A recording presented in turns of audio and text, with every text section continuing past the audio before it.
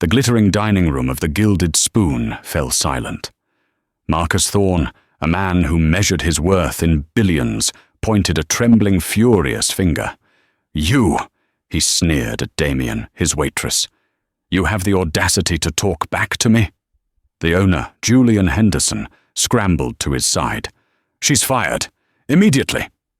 Damien Hayes, her apron still tied, was thrown onto the street for defending her dignity. But as she stood in the rain, she wasn't defeated. She was dialing. Because Mr. Thorne and Mr. Henderson just made the biggest mistake of their lives.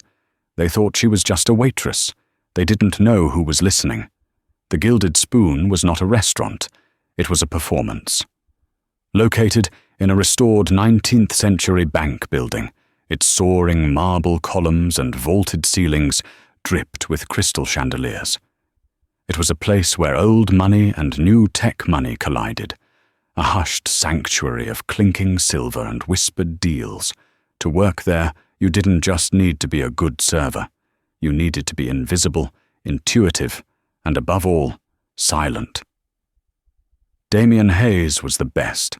For 2 years, she had moved through the sea of linen-draped tables with an unnerving grace. She knew which clients preferred their water without ice, which politician was having an affair and required the most discreet table, and which tech baron was about to sell his company based on the vintage of champagne he ordered. Damien herself was a sharp contrast to the opulence. She was working this job, and 2 others, to slowly chip away at the mountain of debt left by her family's medical crisis. She was intelligent, observant, and possessed a spine of tempered steel, a quality she had to actively suppress every time she clocked in. Her manager, Julian Henderson, was a man hollowed out by his own ambition. He lived in terror of bad reviews and in fawning adoration of his wealthiest clients. He treated his staff as interchangeable parts in his grand, gilded machine. On this particular Tuesday night, the air was thick with tension. A major restaurant critic was rumored to be dining, and Henderson was vibrating with anxiety, stalking the kitchen pass and snapping at the staff. "Damien, table 7, he hissed. "The Thorns. Do not make a mistake." Damien's posture straightened. Marcus Thorne. Thorne wasn't just wealthy, he was infamous. A tech billionaire who had built his empire, Thorne Global, on aggressive acquisitions and ruthless efficiency. He was notoriously difficult. He treated the world as his personal property and service staff as the dirt beneath his custom-made shoes.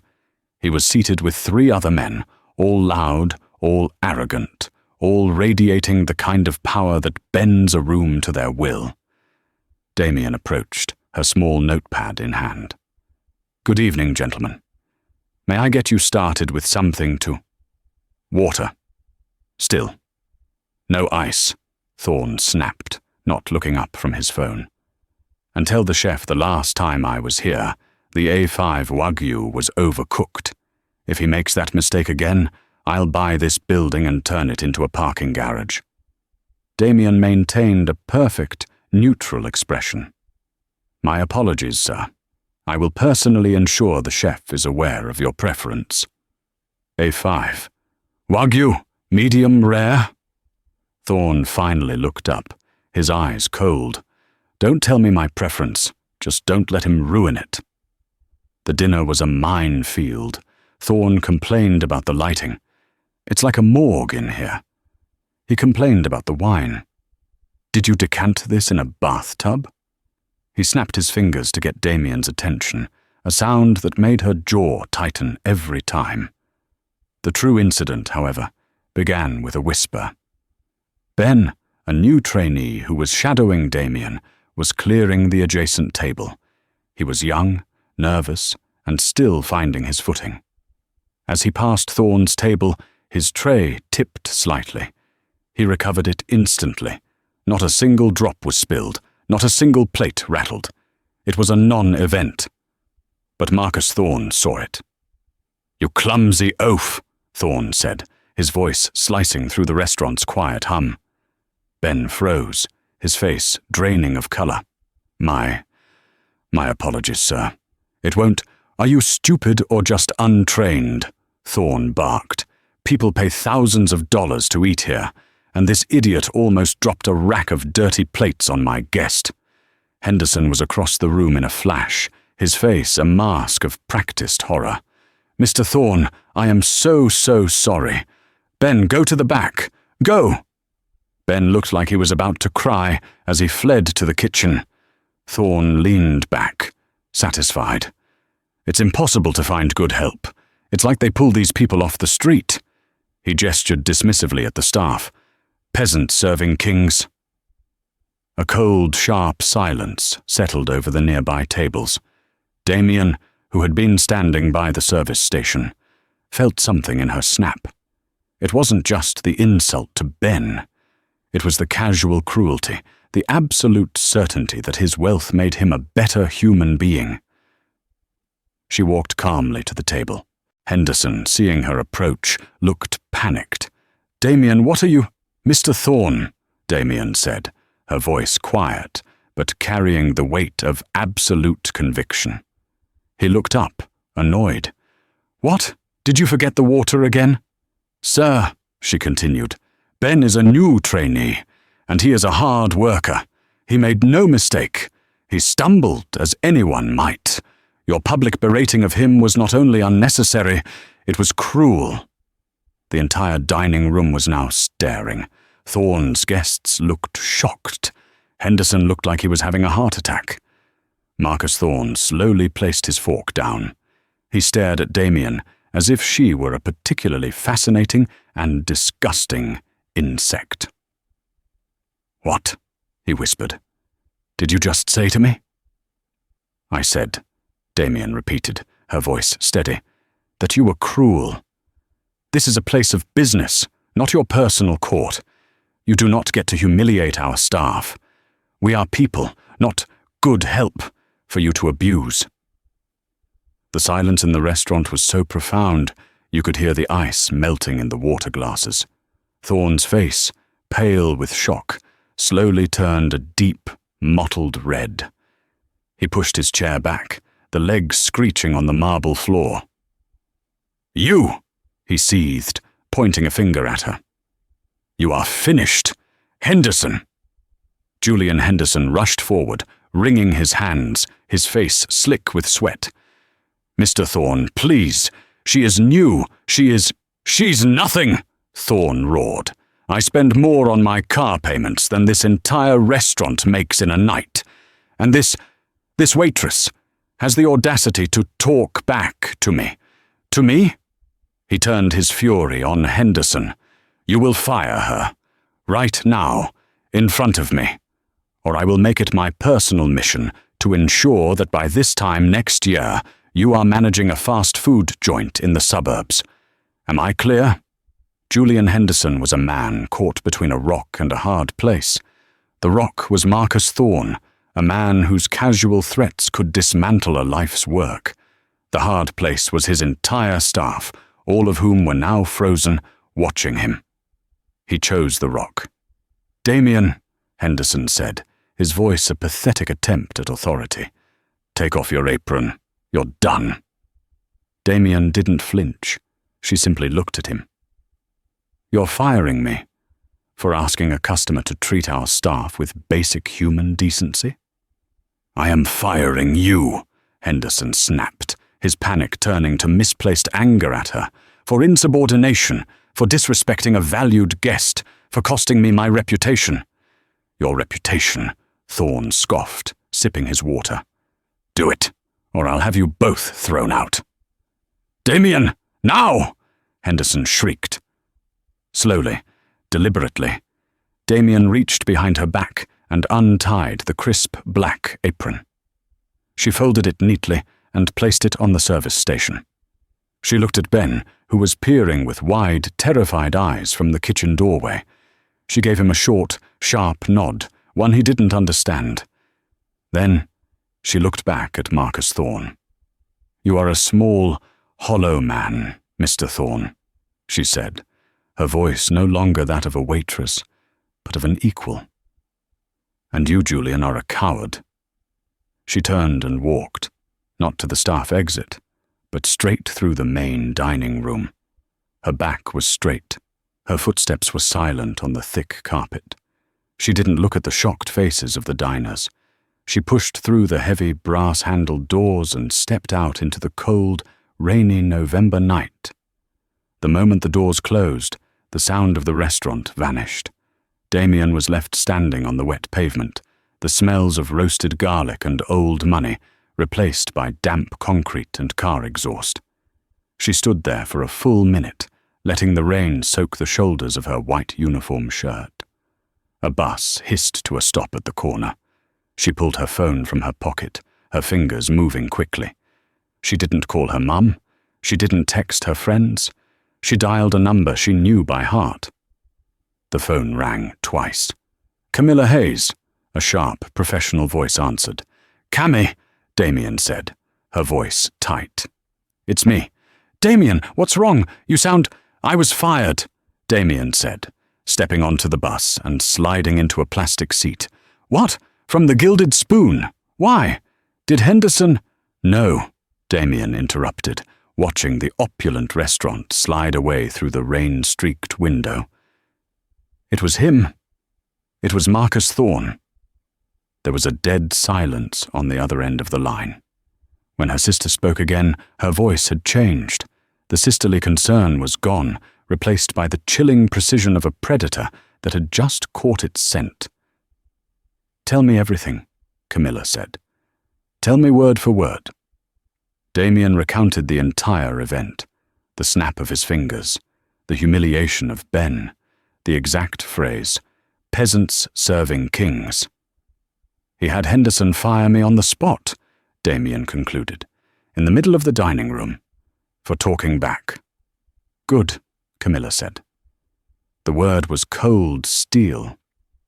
"Good?" Damien asked, confused. "Damien, you've been working there for 2 years, telling me how Henderson treats his staff, how he shaves overtime, how he skims from the tip pool, how he lets the VIPs treat you all like furniture. And for 6 months, I've been telling you, my firm has been building a case against Thorne Global. We've been looking for a crack. We've been looking for one single arrogant mistake he couldn't bury with a non-disclosure agreement." Camilla paused. He just made it. His public display of harassment and Henderson's illegal retaliatory firing. That's not a crack. That's a canyon. "What are you saying, Cammy?" "I'm saying," her sister replied, "that you did great. Go home. Get some sleep. I'm calling Arthur. We're filing in the morning. This isn't just wrongful termination anymore. This is leverage for everything."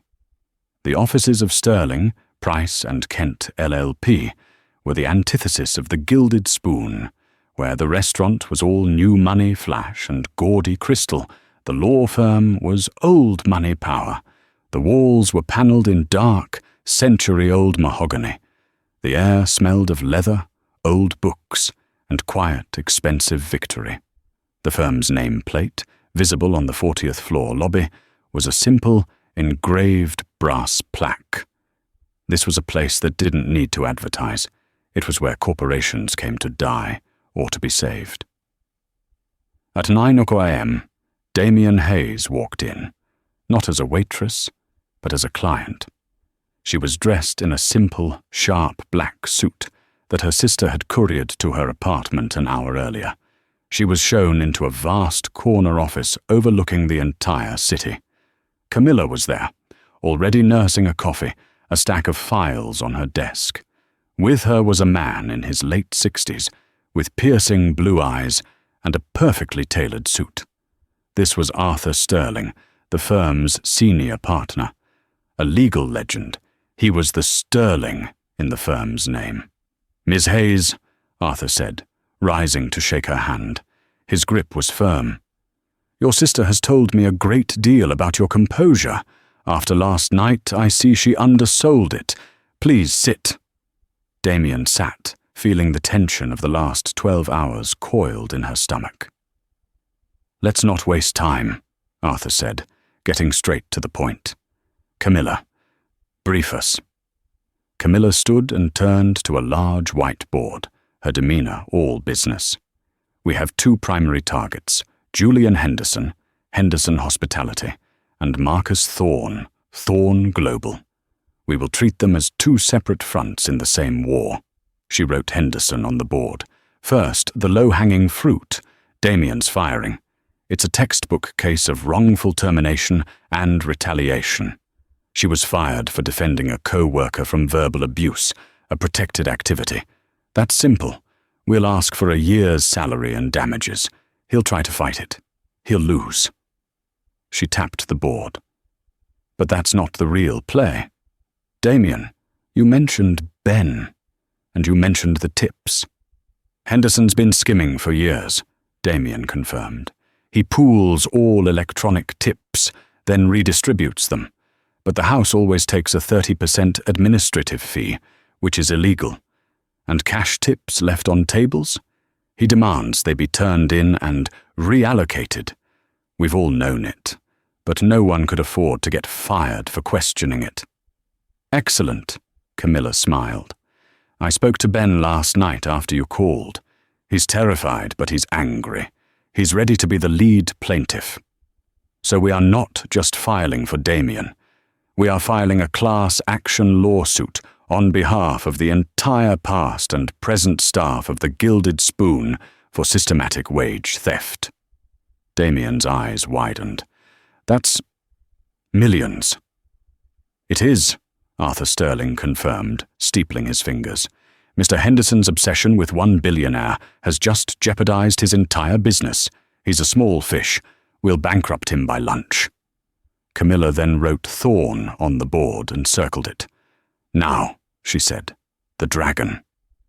I've been leading the litigation team against Thorne Global for 8 months, Camilla explained to Damien. They're a predatory company that uses illegal non-compete clauses to trap employees and buy out competitors. But Thorne himself is insulated. He's insulated by a wall of lawyers and, more importantly, by a series of sealed settlements. Anytime he's been accused of harassment, abuse, or financial misconduct, he pays the victim millions in exchange for a rock-solid, permanent NDA, non-disclosure agreement. So we can't touch him, right? Damien asked. Ah, Arthur Sterling said, a thin smile playing on his lips. This is where it becomes beautiful. We represent a woman from a 2023 case, Jane Doe versus Thorne Global. Thorne verbally assaulted her in a board meeting, almost identically to how he treated you. He called her a secretary playing dress-up and had her fired. Camilla took over. We had to settle, but we baked something into that settlement, a character clause. Thorne and his company agreed, under penalty of a $50 million fine, that he would not engage in any public act of defamation, harassment, or behavior that would bring his own character into disrepute. It was a time bomb. Damien's breath hitched. Last night, the restaurant. It was public. It was very public, Camilla said. You're a sworn witness. Ben is a sworn witness, and according to the maitre d', at least 3 tables filmed the incident on their phones. His peasant-serving King's line is about to go viral. Marcus Thorne, Arthur Sterling concluded, in his arrogance, just breached his own multi-million-dollar settlement. By firing you, Henderson created a hostile witness. By abusing you, Thorne created a legal trigger. So what are the papers? Damien asked. Not papers. Paper, Camilla corrected. Plural. We are filing 4 separate motions. She listed them on her fingers. 1. A wrongful termination suit, Hayes versus Henderson Hospitality. 2. A class action suit, Bennington et al. Versus Henderson Hospitality, for wage theft. 3. A personal injury and harassment suit, Hayes versus Marcus Thorne, for intentional infliction of emotional distress. 4. A notice of breach of contract, Jane Doe versus Thorne Global, petitioning the court to unseal the 2023 settlement and enforce the $50 million penalty clause, using Damien's affidavit as the primary evidence. "Mr. Henderson," Arthur said, "will be served first. He's the weakest link. We'll offer him a deal.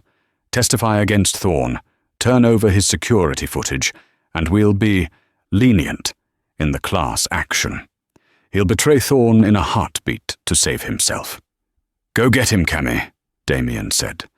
Camilla picked up a thick, ribbon-bound stack of documents from her desk. "I'll be back by lunch."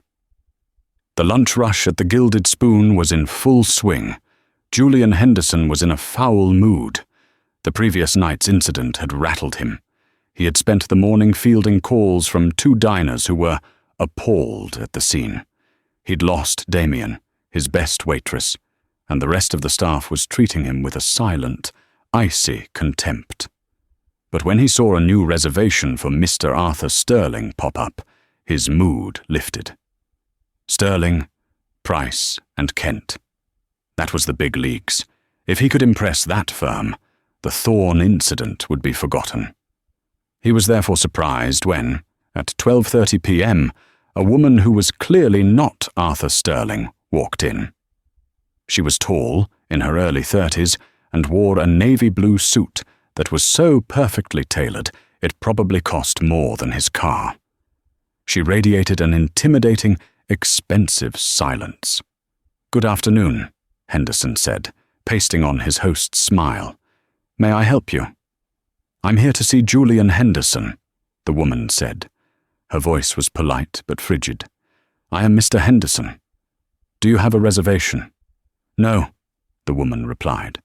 She placed a sleek leather briefcase on the host stand and clicked it open. "I have this." She pulled out a thick, legal-sized stack of documents, bound in blue. "Mr. Henderson," she said, her voice now loud enough for the nearby tables to hear. "My name is Camilla Hayes, partner at Sterling, Price and Kent. You have been served." She slid the documents across the podium. Henderson's smile faltered. He looked at the name on the cover sheet, and his blood ran cold. Hayes. "Hayes," he stammered. "Like Damien Hayes." "My sister," Camilla said flatly. Henderson let out a short, panicked laugh. "Your sister? You've got to be kidding me. A waitress is suing me? For what? Hurt feelings? Get out of my restaurant." He made to push the documents back, but Camilla placed her hand firmly on top of them. "I wouldn't do that, Mr. Henderson. You've been served. As of this moment, you are legally obligated to retain all documents, emails, and video surveillance related to this case. If you delete that footage from last night, that's spoliation of evidence, and I will have you in front of a judge for sanctions by 3:00 p.m. Henderson's face went white. "Video footage? You have 21 days to respond to this filing," Camilla continued, "though I suspect you'll want to respond sooner, especially regarding Count 2. "Count 2, he whispered, his hands trembling as he opened the cover. He read the first page. "Case 1. Hayes v. Henderson Hospitality. Charge, wrongful termination, retaliatory firing." He almost scoffed. He could fight that. Then he turned the page. "Case 2. Bennington et al. v. Henderson Hospitality. Charge, class action for systematic wage theft and violation of the Fair Labor Standards Act." His legs gave out. He grabbed the host stand for support. He saw Ben's name. He saw the names of 10 other employees, past and present. He saw figures. He saw dates. How did you? "You required your staff to use a specific, proprietary payroll app, didn't you?" Camilla said. "My firm's forensic accounting team cracked it in an hour. You've been siphoning 30% of their tips for 3 years.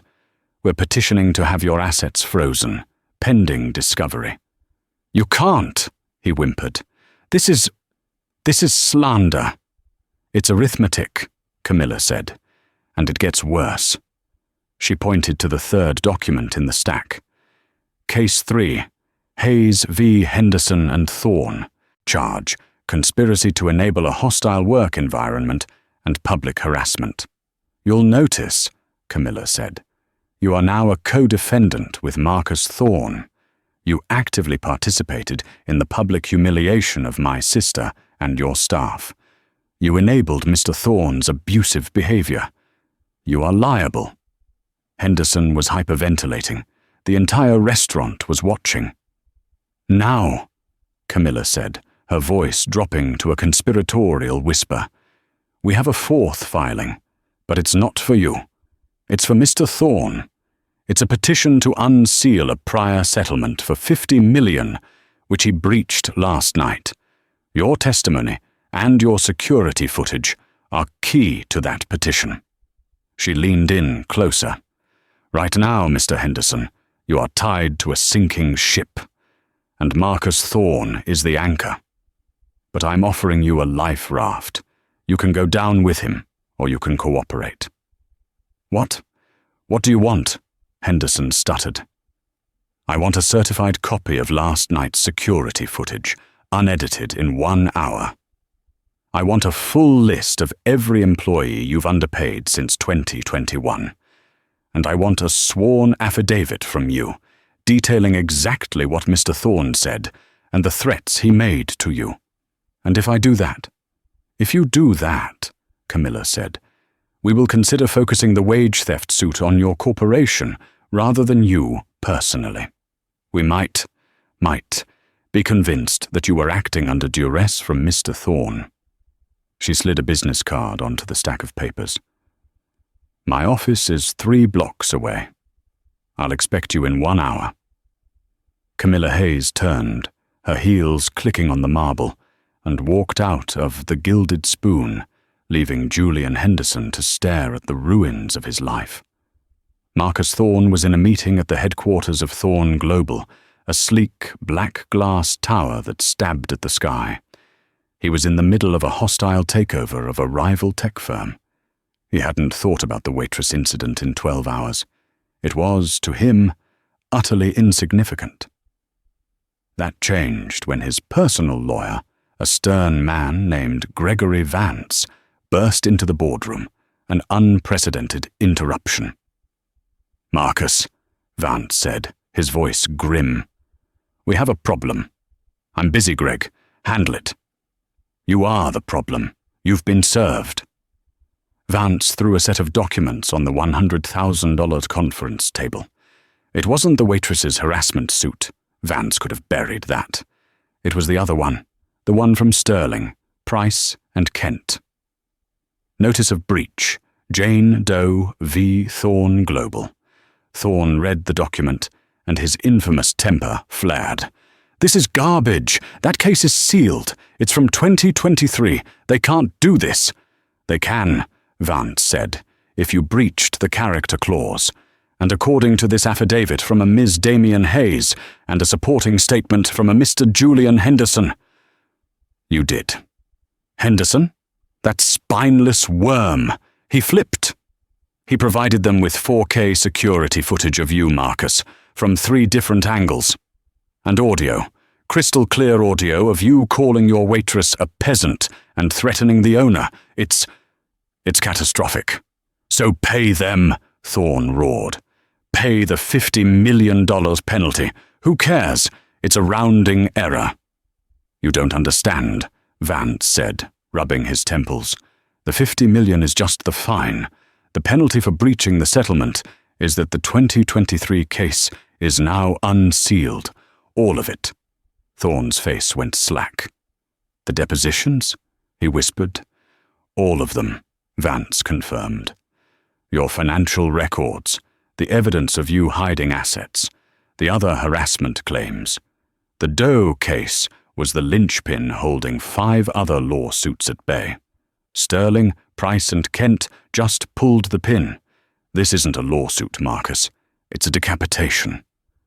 Within 2 hours, the story was everywhere. It started on tech blogs, then hit the mainstream financial news. Billionaire Marcus Thorne sued for $50 million breach. But it was the footage, leaked by an anonymous source, Camilla's office, that went viral. The video was devastating. It showed a man worth $30 billion screaming at a young waitress, his face contorted in rage. The phrase, "peasants serving kings," became a national headline. Thorn Global's stock, which was built on a carefully crafted image of ruthless, modern genius, began to tumble. By 4:00 p.m., it was down 10%. By the next morning's opening bell, it had collapsed by 35%. The board of directors, who had tolerated Thorn's behavior when it was a private secret, could not tolerate it when it was a public liability.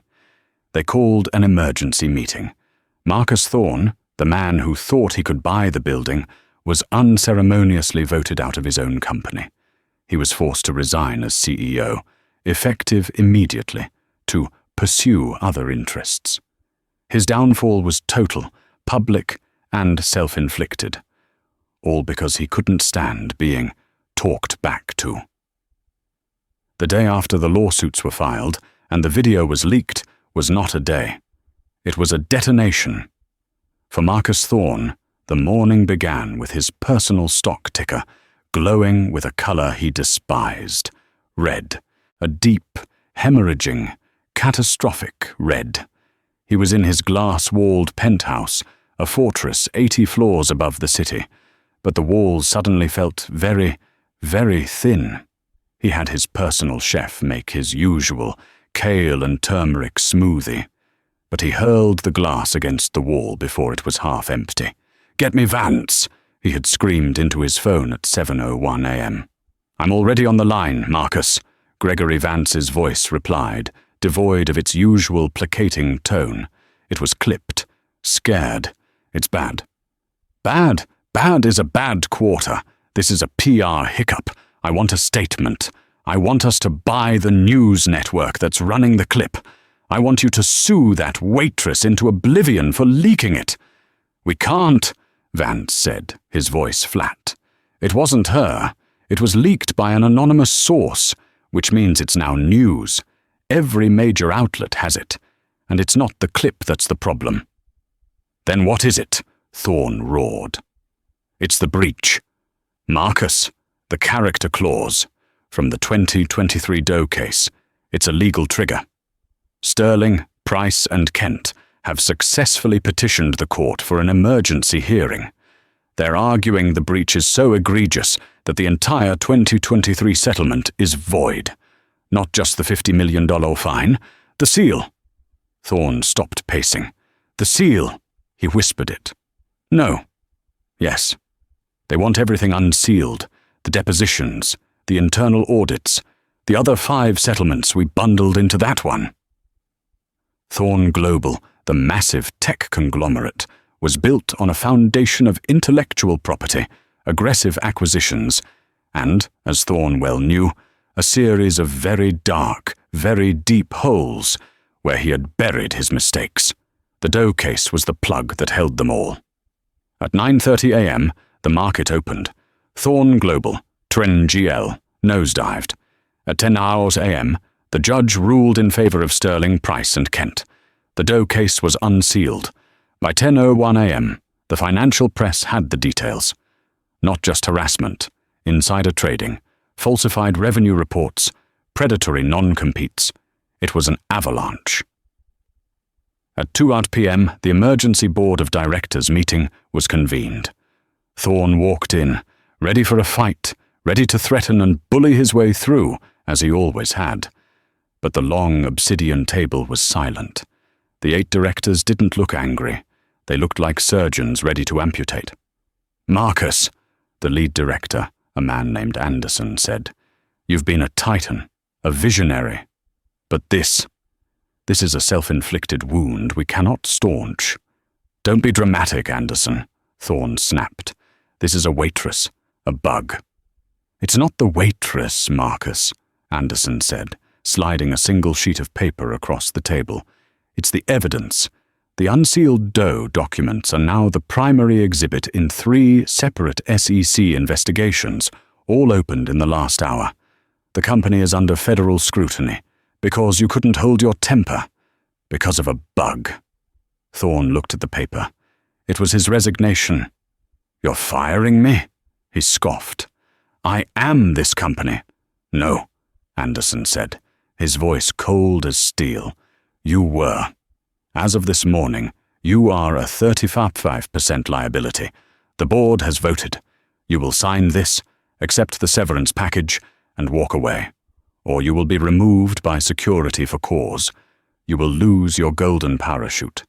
And we will personally assist the SEC in their investigation of your personal trading." Thorne looked at the faces around the table. Not one would meet his eye. They were his appointees, his yes-men, his puppets, and the strings had been cut. He was no longer Marcus Thorne, the billionaire. He was just a man in a very expensive suit, trapped in a room he used to own. He signed the paper. His downfall wasn't a battle. It was a transaction. While the Titan was falling, the Coward was disintegrating. At the Gilded Spoon, Julian Henderson arrived at 5 p.m. for the pre-shift briefing. He was trying to pretend it was a normal day. But the restaurant was dead silent. The phones, which should have been ringing with last-minute reservations, were quiet. Then he looked at the reservation system. Every single booking for the next month. Cancelled. "Ben," he called out, his voice echoing in the vast, empty dining room. "Damien. Oh, right." The staff room door opened. But it wasn't just one person. It was all of them. Ben, no longer in his trainee's jacket, stood at the front. Behind him were the other waiters, the busboys, the sommeliers, the line cooks, their arms crossed, their faces grim. "What is this?" Henderson stammered. "A mutiny? Get to your stations." "No," Ben said, his voice calm and clear, carrying the weight of 2 years of suppressed rage. "We're just here to pick up our last paychecks." "Paychecks? It's the middle of the week." "And you owe us for 3 years of stolen tips," Ben said. He stepped aside, and one of the line cooks, a massive man named Anton, stepped forward and taped a document to the heavy brass door. It was a copy of the class action lawsuit. He taped it right over the restaurant's prized Michelin star. You're all fired!" Henderson shrieked, his panic finally boiling over. "You can't fire people who quit, Julian," Ben said. "And you can't run a restaurant with no staff. You enabled him. You let him call us peasants in our own house. You stole from us to impress men like him." One by one, the staff walked past him, dropping their folded aprons on the floor at his feet. They didn't say a word. The pile grew at his ankles, a funeral shroud for his career. They walked out the front door, leaving Henderson alone in the cavernous, silent room. The last sound he heard was Ben, on the phone with the city's top restaurant critic. "Yes, I'm confirming it. The Gilded Spoon is closed, effective immediately, due to a federal investigation into wage theft." Henderson sank into the very chair Marcus Thorne had occupied. He was a small man, in a big, empty, and soon-to-be bankrupt restaurant. He was ruined. In the 40th floor offices of Sterling, Price and Kent, Damien and Camilla were watching the financial news report on Thorne's resignation. The Chiron read, "Titan tumbles." "It's done," Damien said, her voice quiet. She felt not happy, not sad. She just felt a profound, heavy sense of gravity. "His part is done," Camilla said, clicking off the TV. "Now for yours." There was a knock on the door. Arthur Sterling entered, followed by a pale, exhausted-looking Gregory Vance, Thorne's lawyer. "Mr. Vance," Arthur said, "thank you for coming. I assume you're here to discuss a settlement for Ms. Hayes's personal harassment suit." Vance slumped into a leather chair. He was a defeated man. "My former client is facing a tidal wave of litigation. the unsealed dough case. It's a bloodbath. He's willing to make this, his smallest problem, go away, provided it goes away quietly. He slid a checkbook-sized folder across the desk. 7 figures. He's offering $1 million. A full ironclad NDA is, of course, required. Camilla started to speak. 1 million is an insult. But Damien, who had been silent, held up her hand. "Mr. Vance," she said. The lawyer looked up at her, seeing her properly for the first time. Not as a waitress, but as the woman who had just dismantled his client's life. "Your client," Damien said, her voice as calm as the penthouse she had never seen, "is a man who measures his entire life in numbers. So let's talk numbers. He called me a peasant. He called my friend an oaf. He humiliated me. He had me fired, and in doing so, he tripped a wire that is now costing him his company, his reputation, and, from what I'm seeing, about $30 billion. She slid the folder back. "You're not here to buy my silence, Mr. Vance. You're here because my suit is public, and it's embarrassing, and it's the one thing you can still control. You're here to buy a bandage for a mortal wound, and I have the only bandage in town." Vance swallowed. What do you want?" "He's a billionaire. 1 million is what he finds in his couch cushions. It's an insult. It's a continuation of the belief that I'm cheap, that I'm good help you can buy off." Damien leaned forward. "My family has medical debt that I've been working 3 jobs to pay off. I was 1 semester away from finishing my law degree when I had to drop out. I want that, and my time, and my dignity back." She looked at Camilla, then at Arthur, then back at Vance. $10 million, Vance choked. That's obscene. That's extortion." "No," Damien said, her voice dropping. "Extortion is what he did to Julian Henderson. Fire her or I'll ruin you. This is a business transaction. My dignity is worth 10 million. My signature on your NDA is worth 10 million. That is the price. Pay it, and I sign. Don't, and I'll see you in court. And Camilla, here, will personally cross-examine Mr. Thorne on the stand about every single unsealed document. Your choice." Camilla and Arthur were both silent, watching. Vance stared at her. He saw no room for negotiation. He saw no fear. He saw a mirror of the same ruthless certainty that had made Marcus Thorne now being used to destroy him. He stood up, his hand trembling. "You'll have the money in escrow by morning, and the NDA. God help you, you'll never speak his name again." "I won't have to," Damien said, standing to meet his gaze. "I'll be too busy." As Vance left the room, Arthur Sterling let out a low whistle. "In 30 years, I've never seen a negotiation handled with such precision." Camilla just beamed, pulling her sister into a fierce hug. "Law school," Camilla whispered, "is paid for." "No," Damien said, looking out the window at the city below. "It's just the beginning." 2 years later, the building that had once housed the Gilded Spoon was unrecognizable. The opulent, cold marble and the suffocating crystal chandeliers were gone. In their place, warm, reclaimed wood, exposed brick, and soft amber-colored lighting filled the room. The hushed, terrified silence had been replaced by the loud, confident hum of conversation, laughter, and the clatter of a kitchen working in harmony. The name, etched not in gold, but burned into a piece of polished driftwood above the bar, read, "The Sovereign." It was the most successful and most difficult to book restaurant in the city. Not because it catered to billionaires, but because it was the first high-end, worker-owned cooperative. Every employee, from the dishwasher to the general manager, was a part owner. They shared the responsibilities and, more importantly, They shared 100% of the profits. Damien Hayes sat at a small table near the open-air kitchen, sipping a glass of wine.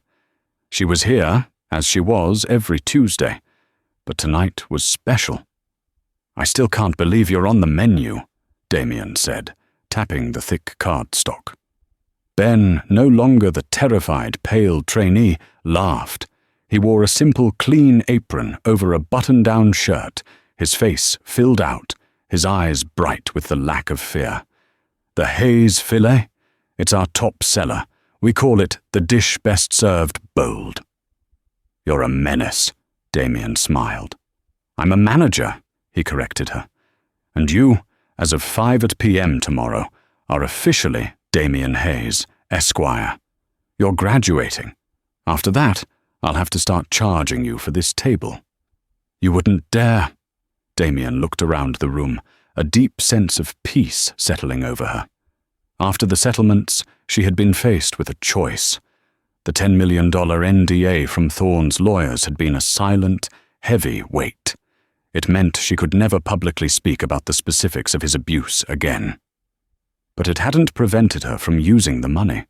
She had paid off her family's debts, then immediately re-enrolled in the law program she'd been forced to drop. The rest of the money, a staggering amount, sat in a trust, waiting. "Is Cammy meeting us?" Ben asked, pouring himself a small glass of water. "She's running late. She's in court. Apparently, some venture capital firm thought it was a good idea to try and restructure their intern program to be 100% unpaid. My sister is currently, and I quote, setting them on fire with discovery motions." "She's a terrifying person," Ben said with deep admiration. "We wouldn't be here without her, or you." "We wouldn't be here without you, Ben," Damien said firmly. "I just kicked the door. You're the one who led 30 people through it." After Henderson's bankruptcy, the restaurant's assets had been liquidated. Damien, using a portion of her settlement, had formed an anonymous LLC to buy the building and its contents outright at auction. She had then turned to the staff, laid off and angry, and made them a proposal. "I'll provide the building. You provide the heart. We split the ownership. Every last one of you." The Sovereign was born from that deal. Ben, whose hidden talent for organization and numbers had been suppressed by Henderson, had stepped up to run it. "Well," Ben said, raising his glass, "to tomorrow, the final step." Damien raised her glass, but as she did, the jovial atmosphere in the restaurant suddenly went still. It was a different kind of silence than the one from the Gilded Spoon. It wasn't fear. It was a sudden, confused pause. Ben's head snapped toward the front door. His smile vanished, replaced by a cold, hard mask Damien hadn't seen since the old days. "Ben," she asked, "what is it?" "Security," Ben said, speaking quietly into the small mic on his lapel. "I've got eyes on the door. Do not let him in." Damien turned. Standing in the entryway, looking lost and utterly broken, was Julian Henderson. He was a ghost. The 2 years had not been kind. His once preening, custom-tailored suits were gone, replaced by a wrinkled, off-the-rack pinstripe that hung loosely on his frame. His hair was thin and grey, his face a road-map of anxiety and failure. He looked like a man who hadn't had a full meal in a week. The new hostess, a young woman who had never worked for him, was looking at him with polite confusion. "Sir, I'm sorry. We're fully booked for the next 6 months. Do you have a reservation?" No," Henderson stammered, his eyes darting around the room, seeing the faces of the staff, his old staff, staring at him with open contempt. I need to see Damien Hayes. I was told she comes here." Ben was already on his feet, moving toward the door. "Julian," he said, his voice a low growl. Henderson flinched, taking a step back. Ben, please. I just need to talk to her. 5 minutes." You have absolutely nothing to say that anyone here wants to hear, Ben said. You're trespassing. Leave. I'm not here to cause trouble. Henderson's voice rose, cracking with desperation. I'm here to ask for help. This gave Damien pause. She stood up from her table and walked slowly toward the front. The entire restaurant was watching. Damien, Ben said, not taking his eyes off Henderson. You don't have to do this. I'll have him removed. It's okay, Ben, Damien said quietly. She looked at the man who had, in a moment of pure cowardice, thrown her to the wolves. He wouldn't meet her eyes. Help? Damien asked, her voice neutral. They blacklisted me, Henderson whispered, wringing his hands. After the bankruptcy, after my testimony against Thorne, no one will hire me. No one. Not even a fast food joint. The Henderson name is poison. I've lost everything. My house. My everything. You did that, Julian, Ben countered. You stole from us for years. I know I did, Henderson cried, and to Damien's shock, tears began to well in his eyes. But I paid. The courts took everything. I testified. I did what your sister asked. I helped put Thorne away.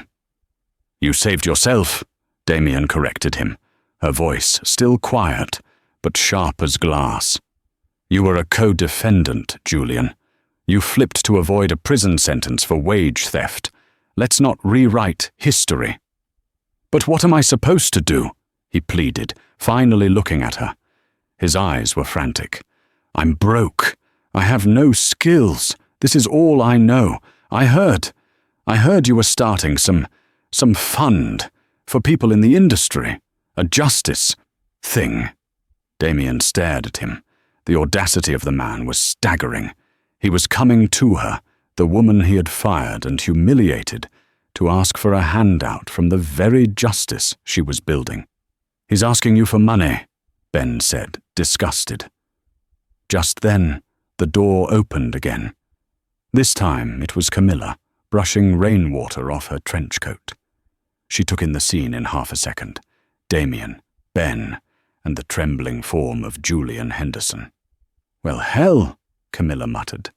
I leave you alone for one night. She strode forward. Mr. Henderson, I believe our last conversation was at your bankruptcy deposition. I'm surprised you have the nerve to be here. Ms. Hayes, Henderson said, turning to her. Please, I'm just asking for a little help, a little compassion. You won. You won everything, can't you? Can't you show a little mercy? Camilla looked at Damien, her expression unreadable. This was Damien's restaurant, Damien's past. She wouldn't interfere. Damien looked at Julian Henderson. She saw the man who had screamed at her, Take off your apron, you're done. She saw the man who had allowed Marcus Thorne to call his staff peasants. But she also saw something else. She saw a hollowed-out shell, a man who had tied his entire identity to a billionaire's approval and had been destroyed when that approval was withdrawn. He was collateral damage. He was, in his own pathetic way, another one of Thorne's victims, a victim of his own weakness. This, she realized, was her first test. Not as a lawyer, but as the person she was about to become. Was her new initiative about revenge, or was it about justice? And what did justice look like for a man like this? I'm not going to give you any money, Julian, Damien said. Henderson's face fell. Oh. My initiative, the one you heard about, is for people who are being exploited. People who are powerless. You are not powerless, Julian. You are just broke. There's a difference. Damien, Ben started, but she held up a hand. However, she continued, you said you were blacklisted. You said no one will hire you because of the scandal. That sounds like a potential case for defamation or tortious interference. You're claiming that your cooperation in a federal case has led to you being unemployable. Henderson looked confused. I guess. Damien reached into her briefcase, which was sitting at her table. She pulled out a small, simple business card. It was not her own. "This is Arthur Sterling's firm," she said, handing the card to Henderson. "Not my sister's division. This is their civil litigation department. Tell them Damien Hayes sent you. Say that you believe you have a case against the Restaurant Association for blacklisting you." Henderson took the card, his hand trembling. You're helping me. After. Don't misunderstand me, Damien said, her voice turning to ice. I am not helping you. I will never forgive you. You are a coward and you are a thief. But the law, the real law, is for everyone. It's for the victims and it's for the cowards. It's a system, and I believe in the system. She looked at him. You will not come here again. You will not contact me, or Ben, or anyone on this staff. We are done. Your fight is with them now. Henderson stared at the card, then at her, a strange, uncomprehending look on his face. He nodded, once, and then turned and walked out into the rain. Ben let out a breath he seemed to have been holding for 2 years. I don't know if I could have done that. I would have just thrown him out. Camilla put an arm around Damien's shoulders. That, she said, her voice thick with pride, is the difference between a brawler and a lawyer. You didn't give him forgiveness. You gave him due process. And in doing so, you've just proven you're going to be 1,000 times more terrifying than I am. Damien smiled, the tension breaking. Let's go eat. I have a graduation tomorrow.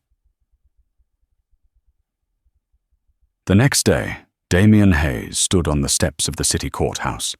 The rain had cleared.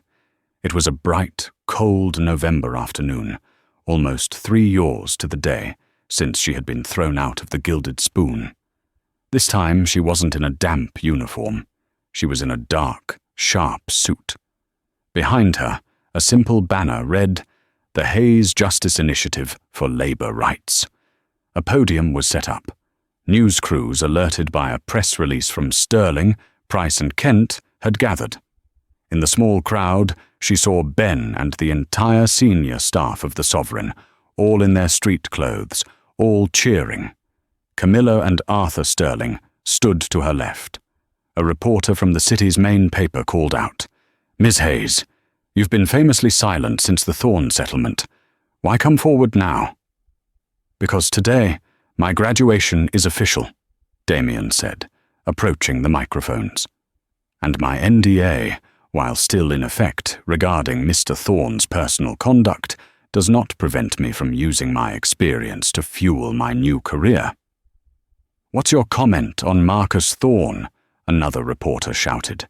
"He's rumored to be living in seclusion, having lost over 90% of his net worth." Damien paused, thinking of the man who had tried to ruin her. "Marcus Thorne was a symptom," she said, her voice clear and strong, carrying over the square. "He was a symptom of a system that believes wealth is a substitute for character, and that power gives you the right to dehumanize those you deem beneath you. Mr. Thorne's current status is irrelevant. My focus is on the disease." She looked directly into the cameras. "My name is Damien Hayes," she began. 3 years ago, I was fired from my job as a waitress for telling a billionaire that he had no right to abuse my co-worker. I was told I was replaceable. I was called a peasant. I was told I was nothing.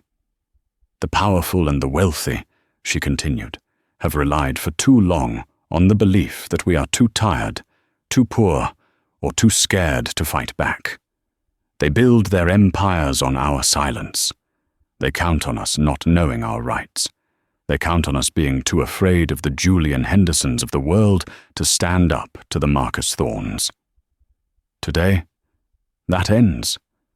The Hayes Justice Initiative, funded by my own settlement and partnered with the finest legal minds in this city," she gestured to Arthur and Camilla, "is officially open. We are here to provide free, world-class legal counsel to any service worker, hospitality employee, or gig economy worker who has faced wage theft, illegal termination, or workplace harassment." She leaned forward, her eyes finding Ben in the crowd. "They thought I was just a waitress. They were right. I was a waitress. I've been a busser, a hostess, and a line cook. I am one of you, and we are here to remind them of a simple, forgotten truth.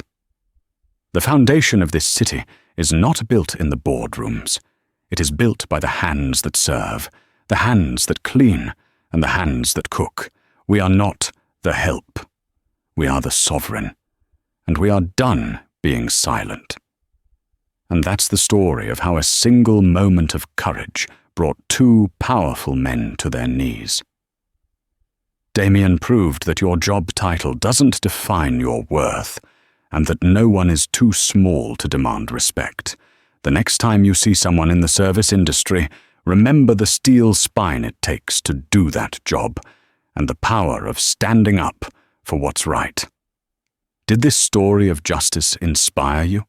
If you loved Damien's incredible twist of fate, please show your support by hitting that like button. It really helps our channel grow. Don't forget to share this video with someone who needs to hear that the little guy can win.